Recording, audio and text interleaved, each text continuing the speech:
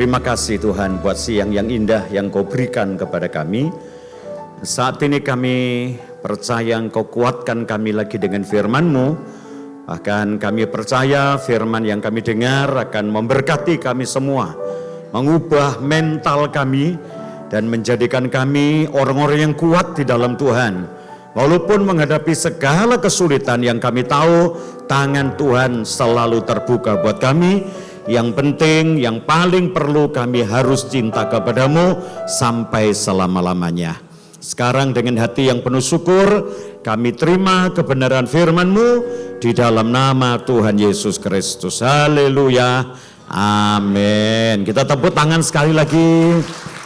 Ya, puji Tuhan. Shalom.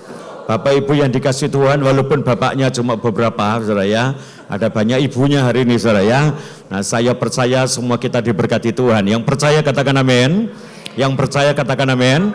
Hari ini saya belum khotbah, saudara. Saya masih melanjutkan rasan-rasan kita tentang rasani Daud. Masih ingat kan? Halo? Saya terakhir ketemu saudara beberapa bulan lalu, kita kan lagi rasan-rasan, kita ngerumpi, betul ya? Kita ngerasani seorang tokoh yang namanya Daud, ya. Bagaimana Daud itu ditolong Tuhan, Bapak Ibu Saudara, dia hidup dalam penyertaan Tuhan yang tidak mungkin bagi manusia lain, itu mungkin bagi Tuhan. Masih ingat kan? Daud itu kalau jadi tentara Israel, diterima jadi warga negara Israel, bisa masuk dalam ibadah Israel, itu sudah mujizat luar biasa.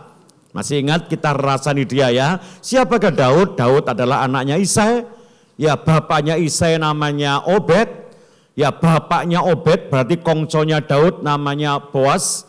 Dan Boas punya istri orang asing, orang Moab namanya Ruth. Ya, jadi kalau orang Moab itu ada peraturan khusus dalam kitab Ulangan bahwa orang Moab tidak boleh masuk ke dalam jemaat Tuhan sampai keturunan yang ke-10. Ingat kan? Tapi bagi Tuhan tidak ada yang mustahil. Daud itu bisa diterima, ya, jadi tentara, lalu dari tempat penggembalaan, ya, menuju istana. Saya katakan dulu from Angon to Keraton, hebat kan ya? Itu karena pertolongan Tuhan loh ya. Seorang yang cuma dari padang gembala, sebagai gembala diubahkan Tuhan menjadi seorang prajurit yang mampu mengalahkan Daud, mengalahkan Goliat. Hebat ya. Saya juga saudara, kalau saya mau saksikan itu, saya ketemu Ibu Eli pertama kali, enggak seperti ini. Ya, jauh dari timur dan barat. Ya. Bener ya. Saya kenal dia sama adiknya laki-laki yang sekarang di Banyuwangi. Wah, piro tahun ya. Sebelum tahun 2000 itu rasanya ya. Nah, Bapak Ibu, setelah itu Daud berhasil ya. Kita lanjutkan rasan-rasan kita. Dia berhasil menjadi seorang prajurit.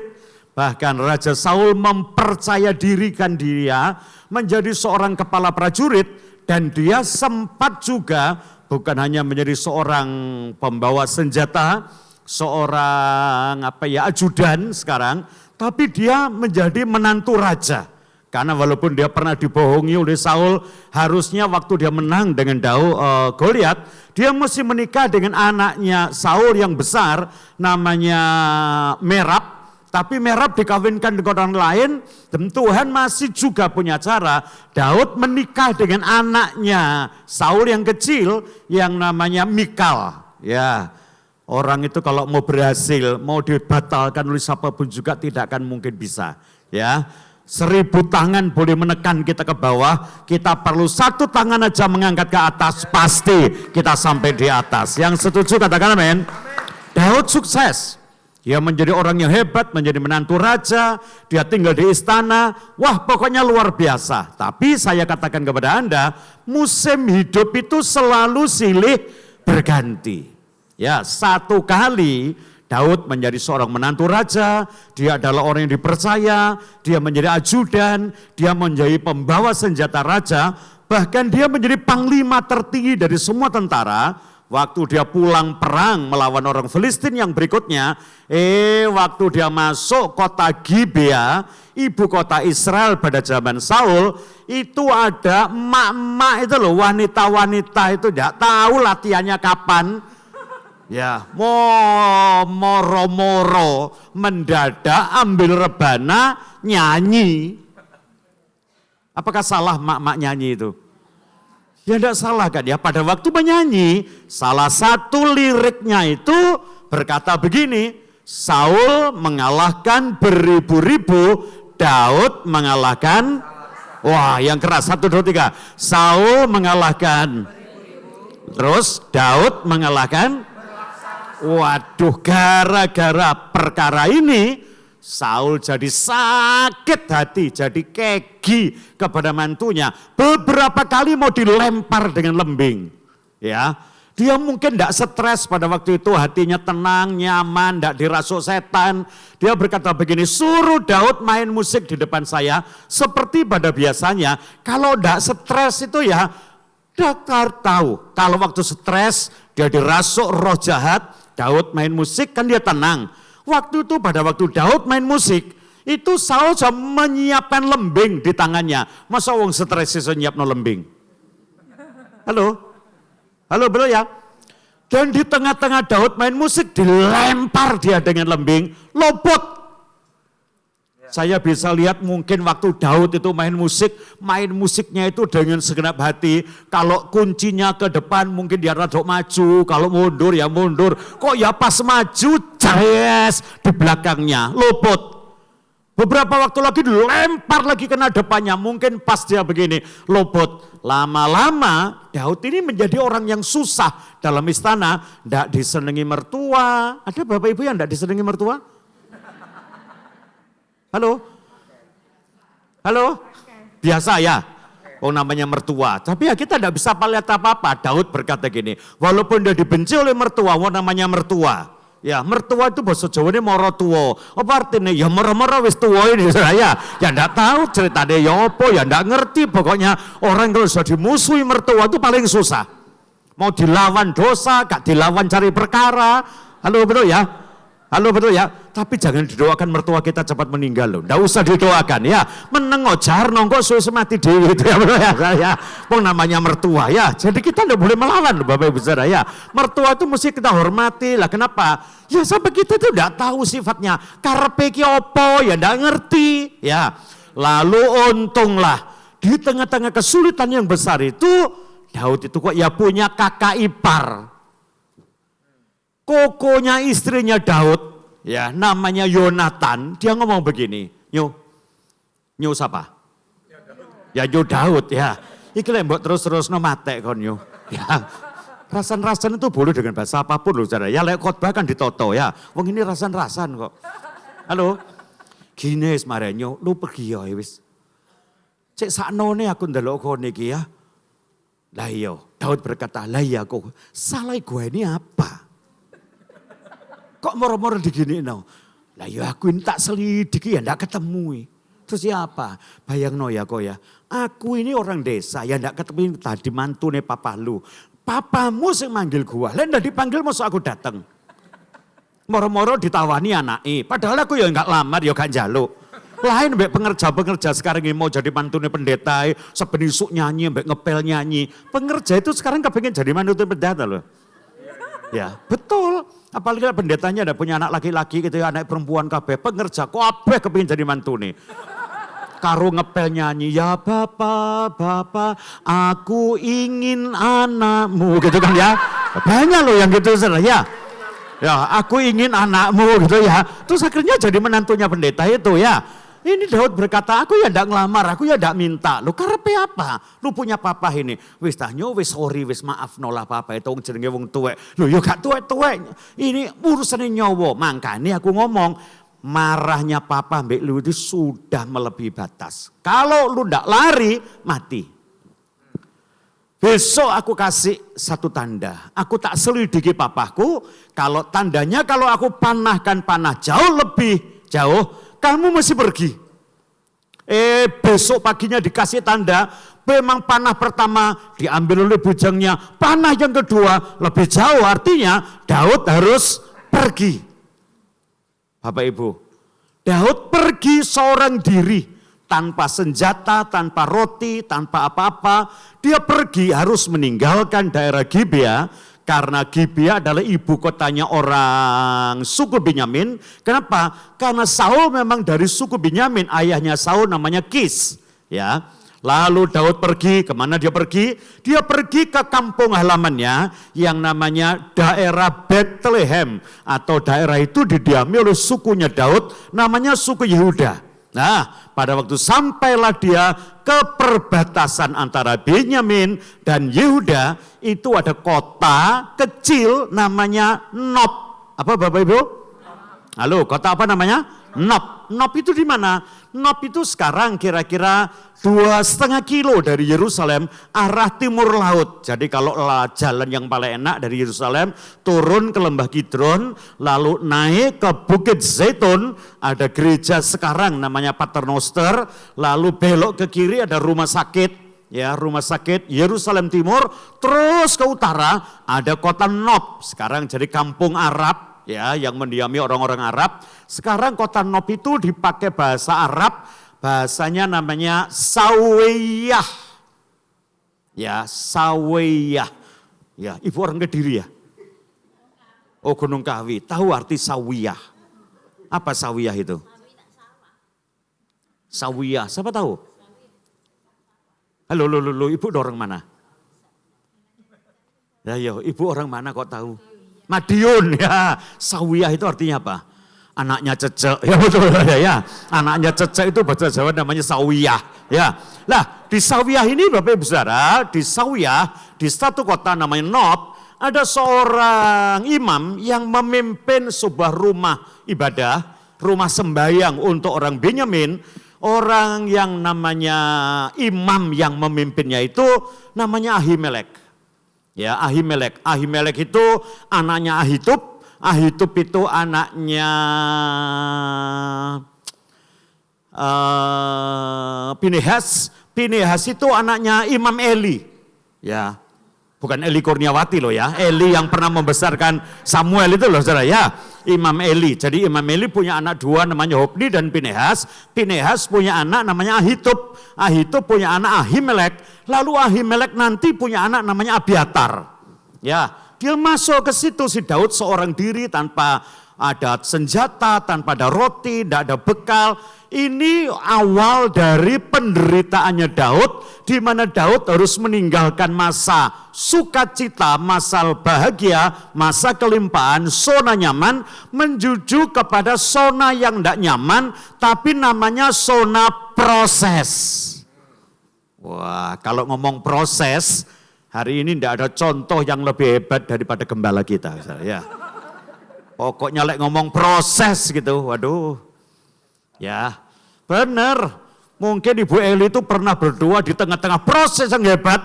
Dia berkata, Eli, Eli lama sabatani gitu ya. Ya, itu saya tahu saudara ya, itu saya tahu juga ya. Nah, pada waktu dia sampai ke Ahimelek di rumah ibadah itu, Daud berkata begini, Ahimelek, adakah engkau punya roti? Ahimelek seorang imam kaget, terkejut lihat Daud. Daud, kenapa engkau pergi seorang diri? Di manakah orang-orang yang menyertaimu? Kenapa engkau tidak membawa senjata? Apa yang terjadi atasmu? Lihat, Daud menjawab berkata begini, Raja menyuruh aku dengan tugas khusus dan tidak boleh ada orang tahu tentang tugas itu karena tugas ini sangat penting bagiku. Nih, menantu yang ciamik. Hebat loh. Ya, mantu, ndak ngilok-ngilok nomor tua, padahal diusir, mau dibunuh, dimusuhi, ditanya pendeta namanya Ahimelek. Apa yang terjadi Daud? Aku pergi karena diutus oleh mertuaku dan tugasnya sangat khusus sehingga tidak ada orang yang tahu tentang tugas ini. Ini mantu zaman Daud. Ndak tahu mantu zaman sekarang. Halo? Ya apa Daud? Kok iso kon melayu? Lah ya maratuwa ku gendeng apa gak? Aku iki gak lapo-lapo dimusuhi. Lu salahku apa? Mau bongko kon gak kira aku nyelawat kon. Nah itu kalau mantu sekarang ya. Ya betul kan ya? Nah ini Daud pada zaman itu. Lalu Daud berkata, Ahimelek, apakah engkau punya roti? Sampai roti itu lo ndak bawa. Lah kok yo jelas Ahimelek itu bukan hamba Tuhan yang hidup berkelimpahan. Dia berkata begini, kalau roti biasa aku enggak punya Daud, sorry, aku enggak punya roti. Tapi itu di dalam ruangan suci ada roti yang hari ini akan diganti. Dan kalau roti unjukan kepada Tuhan itu ganti, orang boleh makan asal engkau tahir. Apa yang engkau tahir? Ya, aku layak, aku tahir, oke. Ya, jadi waktu itu hamba Tuhan yang namanya Ahimelek ini pun sedang tidak punya roti. Coba kita lihat ya, orang susah nulungi orang susah. Halo? Betul ya? Tapi untungnya Ahimelek berkata, lah itu ya juga ada roti 12 ketul itu ya. Tapi kan itu bagian saya, istri, anak-anak saya, lah tak kono-kono, lah aku mangan opo. Ya, ini hamba Tuhan zaman Ahimelek. Kalau hamba Tuhan sekarang ini, oh paling enak wis. Saya masuk factory hurung khotbah untuk roti lagi saudara ya. Ono tas abang ya, tak taruh sini. Dilungkas ono taci-taci. Mas Evan ini ono roti kok bawaan. Ya, tak taruh sini saudara ya. Jadi korban itu ada korban perpuluhan, ada korban tantangan, ada ini korban perjumpaan ya. Coba kita lihat, enaknya pendeta zaman sekarang. Zaman dulu tidak ada. Lalu Daud dikasih roti 5 ketul. Dan dia berkata, terima kasih Ahimelek. Ahimelek, sekali lagi, apa kamu punya senjata? Waduh. Ahimelek berkata, aku ini hamba Tuhan, bukan tentara. Aku tidak punya senjata. Kenapa? Hamba Tuhan itu bebas dari peperangan. Ya, orang Lewi itu tidak boleh perang, tidak boleh gegeran, tukaran ya tidak oleh. Ya, betul kan ya? Oh, bertengkar juga tidak boleh. Nah kalau kamu dijelek-jelekan orang gimana? Ya diam aja, Tuhan yang membelanya. Betul ya Bu Eli ya? Tidak boleh gegeran hamba Tuhan itu. Makanya menengai saudara ya. Delek-elek orang ya sebabahan kan oleh selah. Lah, satu kali Ahimelek berkata, Daud, kalau senjata aku tidak punya, tapi kamu ingat kan, waktu kamu mengalahkan Goliat di lembah terbantin, kan pedangnya Goliat kamu tetepkan saya. Lah itu tak gantung di belakang, ambilen kalau kamu mau. Lalu Daud mengambil itu pedang, dan dengan membawa roti dan pedang, Daud meninggalkan rumahnya Abimelek. Tapi Bapak Ibu Saudara, waktu dia keluar dari rumah sambil bawa pedang dan bawa roti, ada orang Edom yang namanya Doeg. Lihat, loh itu kan Daud. Doeg ini adalah pegawainya Saul. Tugasnya adalah mengawasi para gembala. Doeg lari ke istana, lapor kepada Saul. Raja, menantumu itu sekarang melarikan diri. Tahu sebelum dia lari ke tanah Yehuda, dia mampir ke rumah Ahimelek, dia minta roti, dikasih roti. Bahkan Ahimelek memberikan pedang yang panjang kepada dia. Hah? Betul Doeg, betul. Ya, orang baru ketolong dengan roti dan senjata, kok ya ada orang rusak mulutnya juga tahu. Ya. Halo, betul enggak? Jadi Daud itu menderita yang pertama karena nyanyian mak-mak yang ada di sana. Yang kedua karena lambenya bejatnya Doeg ini. Ya, betul ya? Siapa yang pernah menderita karena mulutnya orang lain yang mengada-ngada buat kita? Banyak, saya pernah kalau saudara ya. Saya pernah. Ya, karena mulut orang. Ya, saya serahkan kepada Tuhan. Ya, dan Tuhan bela dengan luar biasa. Walaupun bertahun-tahun. Ya. Lalu Saul marah dan berkata, Doeg, beritamu betul? Iya Raja, saya melihat sendiri. Kalau begitu panggil Ahimelek dengan seluruh keluarganya. Mereka datang ke Gibea. Ya, Imam Ahimelek. Lalu ada satu perintah. Ahimelek, kenapa engkau bersekongkol dengan menantuku dan engkau berikan dia roti dan pedang? Bukankah dia itu telah memberontak kepadaku? Kenapa engkau pro sama dia? Ahimelek tolak berkata, loh sorry tuanku raja, aku tidak ngerti perkara itu. Yang aku tahu adalah bukankah Daud itu menantumu yang paling bagus, yang paling hebat. Dan dia adalah pegawaimu yang dapat dipercaya. Mana yang aku lakukan? Kalau Daud minta saya untuk mendoakannya, ini bukan yang pertama Baginda. Bolak-balik Daud itu pergi ke rumah saya, setiap kali ada masalah, selalu saya tanyakan kepada Tuhan tentang dia. Tapi dia tidak pernah menjelek-menjelekkan Anda. Mulutmu kurang ajar kamu, kata Daud. Kata Saul. Sekarang panggil semuanya ke sini keluargamu. Berkumpullah 85 orang imam. Lalu Saul berkata, tentara, ambil pedang, parang kepala mereka semuanya. Orang kalau sudah marah, kok tidak punya satu kendali. Semua tentara berkata, Baginda, maaf Baginda. Ini kan imam, ini pendeta, ini hamba Tuhan. Parang mereka. Mereka tidak ada yang maju. Semua diam. Lalu berkata, Doeg, kamu yang bawa berita. Karena mereka tidak mau bunuh. Sekarang kamu yang bunuh mereka. Doeg angkat pedangnya. Diparang nyalanya mereka. 85 orang imam. Untung satu anaknya Ahimelek namanya Abiatar, dia melarikan diri menemui Daud dan lapor kepada Daud. Daud, keluargaku habis Daud, hanya karena papaku nulungi kamu, kasih roti dan kasih pedang. Kenapa? Ada Doeg orang Edom itu lapor kepada mertuamu, habis keluargaku. Lalu Daud berkata, Abiatar, sekarang kamu berpihak kepadaku. Orang yang memusuhi engkau itu juga sudah memusuhi aku. Ayo, di dalam barisanku engkau pasti selamat, Abiatar.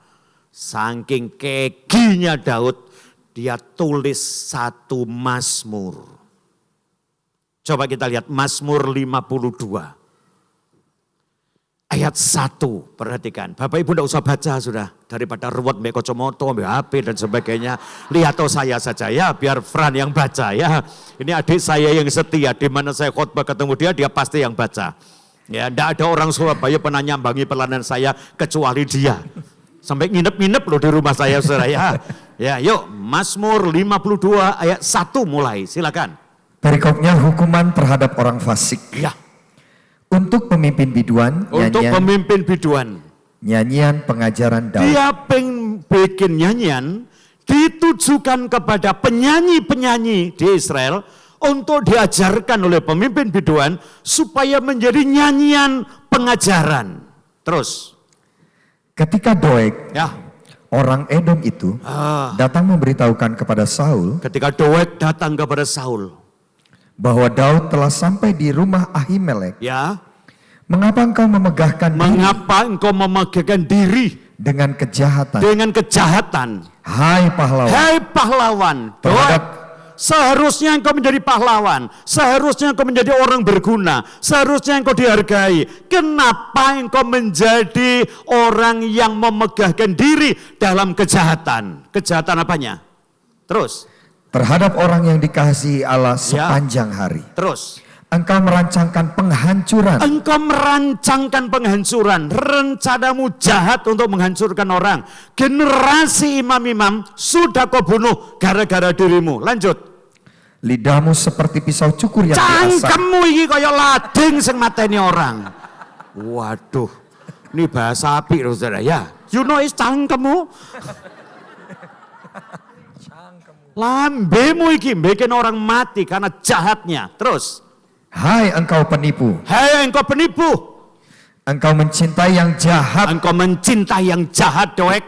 Lebih daripada yang baik. Terus. Dan dusta lebih daripada perkataan yang benar. Ya, lanjut. Engkau mencintai segala perkataan yang mengacaukan. Hai lidah penipu. Cangkemmu tumbak cucuan. Cocokmu ana tombaknya, betul ya? Halo, betul ya? Tahu tombak cucuan? Tukang adu-adu, tukang rumpi, tukang rasani orang, jelekkan orang dan lain dan sebagainya. Daud berkata, lambemu itu loh terlalu jahat, cocokmu itu tombak cucuan. Terus. Tetapi Allah akan merobohkan engkau untuk seterusnya. Tuhan akan merobohkan engkau untuk seterusnya. Ia akan merebut engkau dan mencabut engkau dari dalam kemah. Membantun engkau dari dalam negeri orang-orang hidup. Cilaka kamu Doeg. Upahmu membunuh sekian orang. Upahmu mengadu domba orang. Upahmu menjelek-jelekan aku bersama dengan Ahimelek. Engkau akan menikmatinya. Dikatakan engkau akan dicabut oleh Tuhan. Hancur lebur nasibmu. Ayat 10. Langsung ayat 10 ya. Langsung ayat 10. Tetapi aku ini seperti pohon zaitun yang menghijau di dalam rumah Allah. Terus Aku percaya akan kasih setia aku Allah percaya kepada kasih setia Allah untuk seterusnya dan selamanya. Tepuk tangan dulu yang meriah buat Tuhan kita. Baca bareng-bareng ya 10. 1, 2, 3. Tetapi aku ini seperti pohon zaitun yang menghijau di dalam rumah Allah. Lagi 2, 3. Aku percaya akan Kurang keras. 1, 2, 3.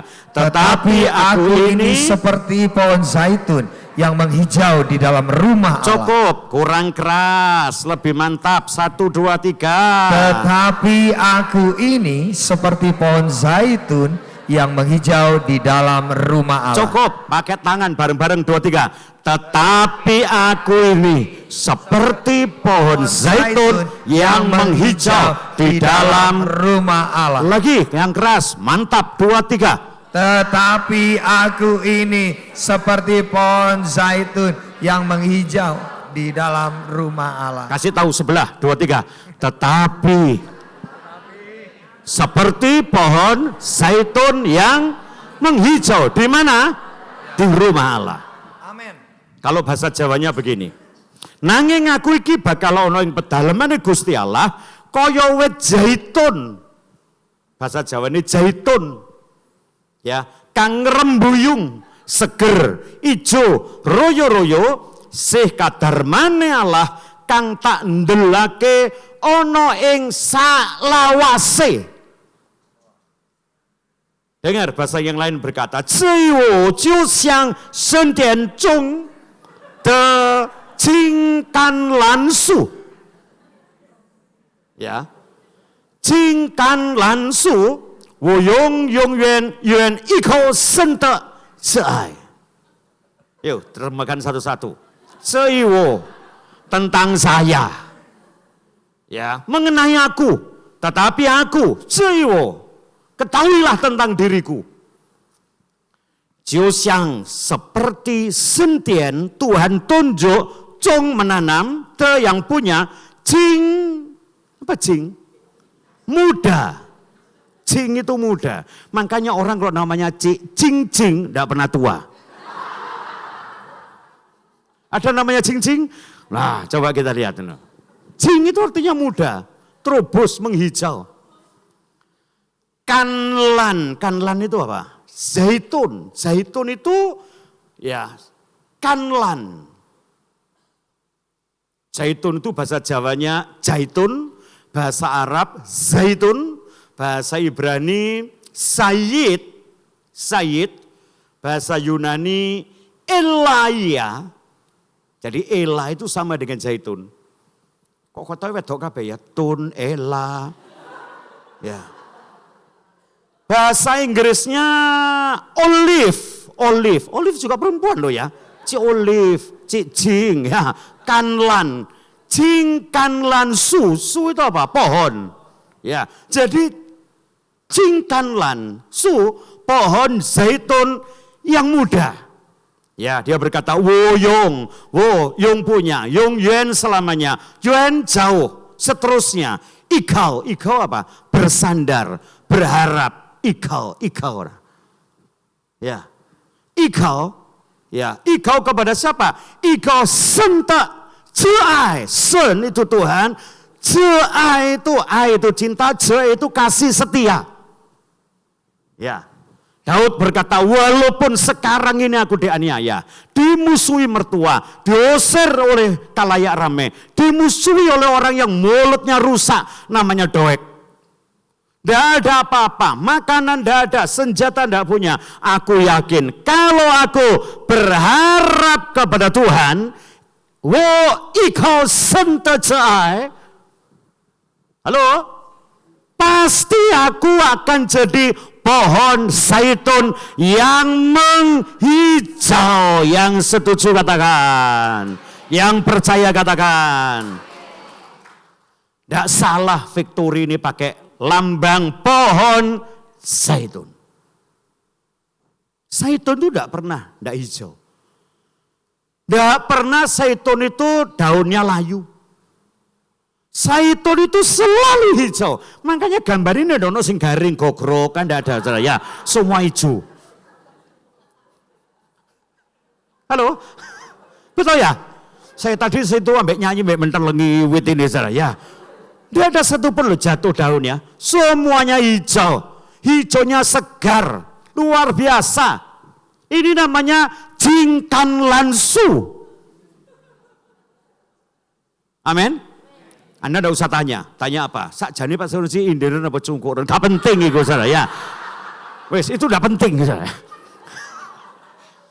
Kok saya lihat dari depan kita ada toleh-toleh bisa bisit toleh pasti ngomong ini. Sakjane daman ini cungkuran apa indiren ya. Itu pertanyaan tidak penting, tidak usah dijawab saudara ya. Kalau Anda tanya saya indiren apa cungkuran, saya ini indiren cungkuaci. Wah. Ya. Satu kali saya pergi ke China, ada beberapa orang dari Jombang. Ya, taci-taci engkong-engkong ngomong gini, Pak tolong nyangno, Pak tolong nyangno.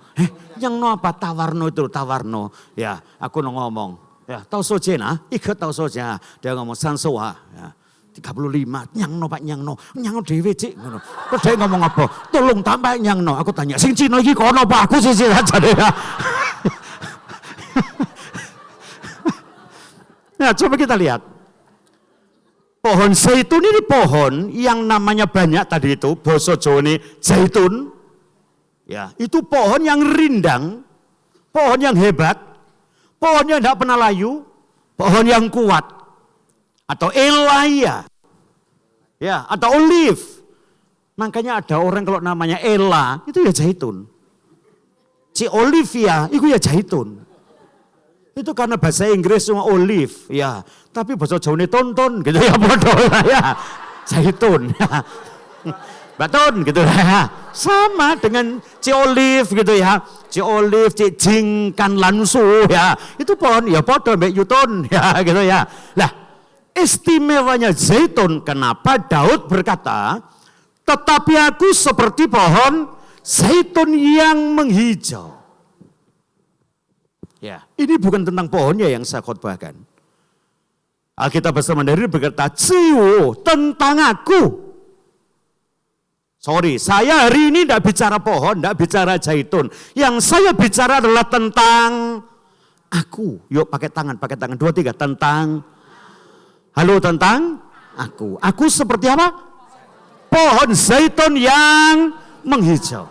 Zaitun itu memang konotasinya nama wanita.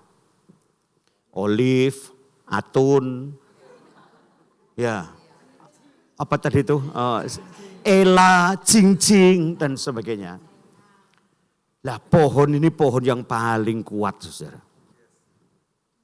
Ojo dipindah ya lambang itu ya, sampai selamanya victory tetap ini ya. Zaitun itu pohon paling kuat. Coba kita baca Kejadian 7 ayat 11 deh. Kejadian 7 ayat 11. Yuk. Ini tak majukan ya. Kejadian pasal 7 ayat yang ke-11. Ya. Pada waktu umur Nuh 600 tahun. Pada tahun yang ke-600 umur Nuh. Pada bulan yang kedua. Pada bulan yang kedua. Pada hari yang ke-17 pada bulan tanggal itu. 17 bulan itu. Jadi kita lihat 17 bulan 2 tahun 600. Pada hari itulah. Ya. Terbelah segala mata air samudera raya yang dahsyat dan terbukalah tingkap-tingkap di langit. Terus? Dan turunlah hujan lebat meliputi bumi Ya. 40 hari 40 malam lamanya. Cukup. Hujan apa itu namanya? Air bah. Kita kalau ngajar sekolah minggu itu selalu singkat. Anak-anak, air bah itu yang selamat cuma 8 orang. Ya. Waktu itu Tuhan mendatangkan hujan 40 hari 40 malam. Bumi tenggelam, semua mati, binatang mati, tumbuhan mati, yang selamat cuma Nabi Nuh dan istrinya. Terus 3 orang anaknya. Terus 3 orang mantunya masuk dalam bahtera. Pinter anak. Ya toh? Kita cuma ajarkan itu. Sekarang saya kasih lagi, Alkitab berkata, tanggal berapa hujan itu turun? Tanggal 17 bulan 2 tahun 600. Yuk bareng-bareng 2-3 tanggal, bulan, tahun. Lihat, bumi ditenggelamkan sampai, lihat pasal 8 ayat 14. Pelan-pelan aja. Pasal 8 ayat yang ke-14. Ya. Dalam bulan kedua. Dalam bulan yang kedua sama. Pada hari yang kedua. Hari yang ke-27. 27. Bulan itu. Bumi telah kering. Cukup. Hujannya tanggal 17 bulan 2 tahun 600. Buminya kering tanggal 27 bulan 2. Berapa hari kalau begitu? Enggak mungkin. Hujannya jam 40 hari kok. Mosok keringnya cuma 10 hari. Coba kita tanya ayat 13.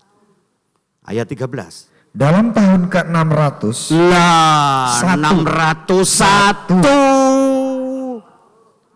Lihat saya. Berarti 1 tahun lebih 10 hari. Semua tanaman habis. Saya pikir sekuat apapun tanaman kalau direndam 1 tahun 10 hari entek wis. Itu dalam bahasa Jerman disebut dengan, sorry Budian, apa Jermannya? Ini karena suami orang Jerman. Kalau tumbuhan dikum, ya 1 tahun lebih 10 hari, itu bahasa Jermannya nyunyut. Tahu nyunyut? Tidak mungkin tumbuh. Dan semua tanaman habis. Eden tidak ada lagi. Pohon pengetahuan baik dan jahat yang terkenal itu musnah. Lihat. 2 minggu sebelum dunia kering, bumi kering, ada kejadian. Nuh itu melepaskan seekor burung merpati. Lalu merpati itu kembali ke bahtera. Nuh berkata, oh kalau begitu belum ada tempat untuk bertengger. Belum ada tumbuhan-tumbuhan untuk pohon itu bertengger. 7 hari kemudian dilepaskannya lagi merpati itu. Ajaib. Coba ayat 11. Menjelang waktu senja. Pulanglah burung merpati itu mendapatkan Nuh. Dan pada paruhnya dibawanya sehelai daun zaitun yang segar. Sehelai pohon zaitun yang segar. Sehelai zaitun muda. Cingkanlan. Olive yang masih segar. Lihat. Setelah dunia ditenggelamkan oleh air bah, tidak ada tumbuhan tumbuh, tidak ada tanaman bersemi. Yang lain mati, yang lain belum dipulihkan. Yang pertama hidup, bertahan, keluar dari penderitaan adalah pohon zaitun. Tepuk tangan dulu yang meriah. Siapa mau seperti zaitun? Boleh lebih dulu daripada yang lain. Angkat tangan kanan, tepuk tangan yang meriah. Sama-sama katakan 1, 2, 3. Tetapi aku ini seperti pohon zaitun yang menghijau. Hebat. Ya, kenapa Tuhan kok memulihkan zaitun lebih dulu? Kan pohon lain lebih hebat. Aras dari Lebanon yang paling tinggi, kan jauh lebih gagah. Cemara dari Indonesia, pinus dari daerah tropis, kan lebih hebat. Kenapa zaitun lebih dulu? Zaitun itu punya sikap, zaitun itu punya hati yang ciamso, saudara. Ciami soro, saudara. Halo, Toe? Ciami soro. Coba kita lihat ya ceritanya Zaitun. Dari mana saya kenal hatinya Zaitun? Hakim-Hakim 9. Ayat 8. Dari tadi saya menterlengi gambar ini saudara ya. Ini jadi pewahyuan khusus. Hakim-Hakim 9 ayat yang ke-8. Ayat 8. Sekali peristiwa, pohon-pohon pergi mengurapi yang akan menjadi raja atas mereka. Cukup. Sekali peristiwa, pohon-pohon itu kumpul, mau pilih pohon mana yang jadi raja. Bapak Ibu pernah baca Alkitab? Pernah baca cerita ini? Pasti pernah, ada daftar pembacaan itu kok saya. Tapi lewat, tidak pernah mampir kan? Karena Anda tidak cinta sama Yutun, sama Ci Olive ini. Satu kali pohon-pohon mencari pohon lain untuk menjadi raja atas mereka. Ini mungkin film kartun pertama dalam Alkitab. Pohon-pohon jalan ke sana kemari mencari seorang raja. Saya yakin yang pertama dikasih adalah pohon yang paling besar, mungkin aras. Aras, mau kamu jadi raja atas kami? Aras berkata, jangan. Sebelum ada saya ada lain. Masuk? Iya. Kamu mau tapi, wah, wopuya nah. Wopuya. Ini ada pohon lain. Lalu mereka pergi kepada pohon cemara. Cemara, bukankah kau yang tertinggi di antara pohon? Maukah jadi raja atas kami? Cemara berkata, jangan, saya sungkan kepada yang lain. Saya waktu dilahirkan, itu sudah ada yang lain. Rapatlah mereka. Ternyata mereka datang ke PD Victory Surabaya dan mereka tanya, pohon apa yang paling tua setelah air bah? Zaitun. Pohon apa yang tumbuh pertama setelah bumi ditenggelamkan? Zaitun. Lalu mereka setuju. Lanjut. Kata mereka kepada pohon zaitun. Jadilah raja atas kami. Wah, siapa yang tidak mau jadi raja?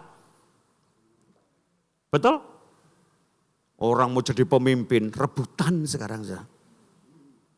Sebelum pemilu itu semua datang ke rumah saya. Calon wali kota, calon bupati, semua minta dukungan. Saya ngomong sama mereka, sorry. Saya kadang-kadang tidak ikut dalam dukung-mendukung. Kenapa? Pilkada itu lain dengan pilkab. Betul ya? Apa bedanya? Pilkab kalau lupa, jadi. Nah pilkada itu kalau jadi, lupa. Ya, di mana-mana. Pilkab itu lali, jadi. Tapi pilkada, jadi, lali. Coba kita lihat. Apa jawabnya Zaitun? Jadi raja loh, diangkat loh. Jadi orang hebat, apa jawabnya Pak? Tetapi jawab pohon zaitun itu kepada mereka. Pohon zaitun itu berkata, masakan aku meninggalkan minyakku? Masakan aku harus meninggalkan minyakku. Yang dipakai untuk menghormati Allah dan manusia. Untuk menghormati Allah dan manusia. Dan pergi melayang di atas pohon-pohon. Dan harus melayang di atas pohon dan menjadi raja atas kamu. Lihat saya. Jadi aku mau jadi rajamu. Dia berkata, wopo ya. Nggak usah. Lah kenapa? Aku tuh punya postur yang sekian. Aras lebih tinggi, cemara lebih tinggi, arah lebih tinggi. Jadi kalau aku suruh jadi raja, harus meninggikan diriku. Aku akan lepas dari bumi, aku tidak sanggup untuk berbuah. Padahal buahku itu berguna untuk Tuhan dan untuk manusia. Basa Jawa ini gak dadi rojo gak pateken. Gak dadi orang penting ya gak gudiken. Lebih baik orang biasa tapi punya buah. Daripada orang penting tapi tidak mengeluarkan buah. Yang setuju katakan. Amin. Makanya zaitun ini buahnya lebat. Kalau dia suruh jadi raja, harus naik ke permukaan, akarnya tidak tertanam, dia tidak berbuah. Kata zaitun, buahku ini untuk Tuhan dan manusia. Lebih baik saya ini tidak usah jadi raja, yang penting punya manfaat. Apa arti kedudukan, apa arti kehormatan, dihormati orang, dihargai orang, aduh semua orang ya tunduk kepala, semua orang sampai pekui ke depannya dia. Tidak ada manfaatnya itu loh, kejapa. Hei, betul? Kok merem-merem meneng, aku tak wedi ya, tuh dipendelengi gini. Halo, betul? Untuk apa dihormati orang tapi tidak ada faedahnya? Lebih baik jadi orang biasa. Betul kan ya? Tidak kakek numyek, tidak kakek cangkem, ini foto cuy lah. Tidak usah banyak cincong, yang penting keluar buahnya. Halo? Ya kalau tidak ada manfaat, untuk apa jadi orang penting itu? Amin. Amin. Nih zaitun. Makanya dia dipulihkan. Kenapa? Cita-citanya bukan jadi orang penting, jadi orang terhormat, jadi orang yang dihormati. Cita-citanya satu, aku mau berbuah untuk Tuhan dan untuk manusia. Yang setuju katakan. Yang percaya katakan. Satu ayat lagi, mau? Tahu setelah berbuah. Zaitun itu ada hukumnya, ada caranya. Ulangan 24 ayat 20. Ini ayat terakhir. Ulangan 24 ayat 20. Ulangan 24 ayat yang ke-20. Ya, setelah zaitun berbuah. Apabila engkau memetik hasil pohon zaitun. Apabila engkau memetik hasil pohon zaitunmu. Dengan memukul-mukulnya. Dengan apa Pak? Memukul-mukulnya. Sekali lagi Pak. Memukul-mukulnya. Lagi Pak. Memukul-mukulnya. Terus. Janganlah engkau memeriksa dahan-dahannya sekali lagi. Ya. Itulah bagian orang asing, anak yatim dan janda. Kasihan ini zaitun. Dia ini diangkat jadi raja, tidak mau, hanya kepingin berbuah. Setelah dia mengeluarkan buah, Tuhan memberikan cara untuk ambil buahnya. Dengan cara apa? Dipukul-pukul. Yuk pakai tangan, diapakan zaitunnya? Basa Jawa ini digepiok. Padahal orang metik buah itu semua ada aturannya. Strawberry itu tidak boleh dipetik pakai tangan. Harus pakai gunting. Supaya tidak patah itu dahannya. Ya, manggis itu buah paling manja. Saya pernah pelayanan di satu desa, tahu manggis mateng-mateng Pak, ungu-ungu hampir hitam. Dan manggis ini adalah pohon buah yang paling jujur. Karena jumlah hiasan di bawahnya buah itu sama dengan jumlah dalamnya. Betul ya? Manado ada toh? Saya pernah ada di Tomohon ada pohon itu. Terlalu enak makan itu. Di Sumba juga ada pernah. Ya di Sumba, di Kabubak.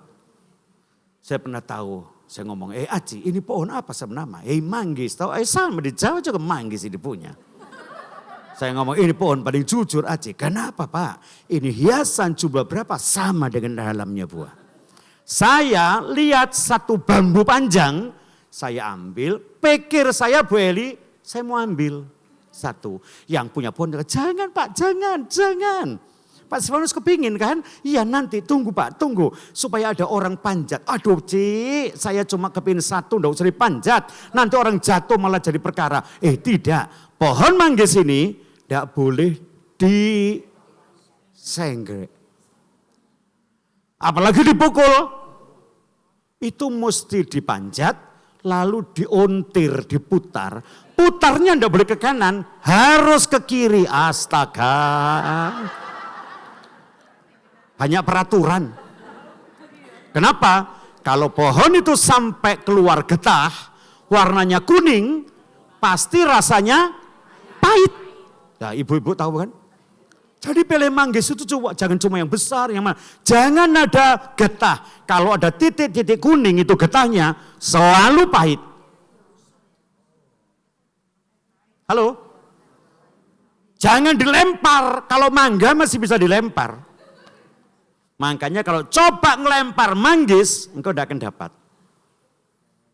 Coba melempar manggis, manggisku lempar. Oh, ku coba.